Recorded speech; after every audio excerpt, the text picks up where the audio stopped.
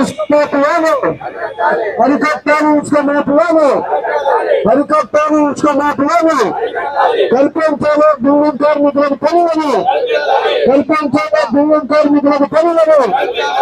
ఈ 4 నెలలుగా ఇసుక దొరక్క భవన నిర్మాణ కార్మికులు ఆకలితో అలమటిస్తున్నారు. ఉపాధి లేదు.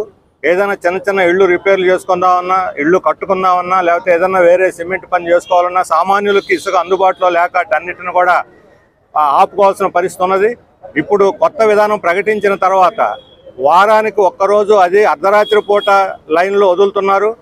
ఇప్పుడు ఒక్కొక్క ట్రాక్టరు దాని బేస్ లెవెల్కి తీసుకుపోవటానికే 7,000-7,500 వెయ్యి రూపాయలు తీసుకుంటున్నారు. గతంలో ఇది 4,000-4,500 వెయ్యి ఉన్నది. అంటే ఉచిత ఇసుక పోయింది. అంతకుముందు కన్నా కూడా రేటు పెరిగింది. అది కూడా దొరకటం లేదు.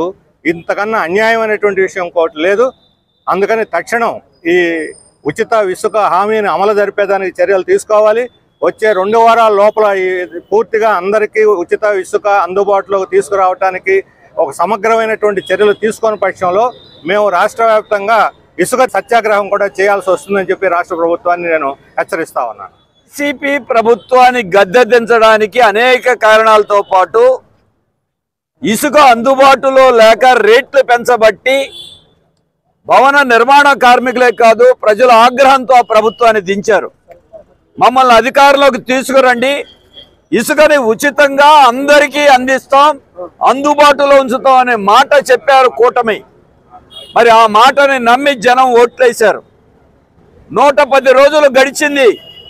ఆ హామీ, ఉచిత ఇసుక హామీ ఏమైందని అడుగుతా ఉన్నారు జనం. ఇవాళ ట్రాక్టర్ ఇసుక 7,000. ఇదే ఒక 6 ఏళ్ల క్రితం 2,000 రూపాయలు అమ్మారు. ఆ రోజు తెలుగుదేశం హయాంలో. మధ్యలో వైసీపీ హయాంలో పెంచేశారు. దాన్ని మించి వాళ్ళ తెలుగుదేశం హయాంలో పెరిగిపోయింది. లారీ ఇసుక రావాలంటే 25,000 రూపాయలు, తక్కువ లేదు. ఆఖరికి చెప్పాలంటే బస్తా ఇసుక ఇవాళ 150 నుంచి 200 రూపాయలు. సిమెంట్ కంటే ఇసుక రేట్ ఎక్కువైపోయింది. కేజీ 4 రూపాయలు పడుతుంది ఇసుక. ఎక్కడుంది ఇవాళ భవన నిర్మాణ రంగం? రాష్ట్రంలో మేము అభివృద్ధిలో నడిపిస్తాం, ఉపాధి చూపిస్తాం అన్నారు, కొత్త ఉద్యోగాలు ఇస్తామన్నారు. కొత్త ఉద్యోగాలు సరే, ఉన్న భవన నిర్మాణ రంగంలో పనులే లేవు. ఇల్లు కట్టుకునే వాడికి విపరీతమైనటువంటి ఖర్చు పెరిగిపోతా ఉంది. ఏమవుతున్నాయి ఈ డబ్బులందరూ? అందుకే ఇసుకలో అవినీతి, ఆ రోజు వైసీపీ అవినీతి, ఇవాళ తెలుగుదేశం అవినీతి అని జనం ప్రశ్నిస్తున్నారు. రెండోది ఆన్లైన్ అన్నారు. ఆన్లైన్ అర్ధరాత్రి 2ంటికి ప్రారంభం అవుతుందా? వారంలో ఒకరోజు ఇస్తారా? ఆన్లైన్లో రోజు ఎంతమందికి అందుబాటులో ఉందో ముఖ్యమంత్రి గారికి తెలీదా?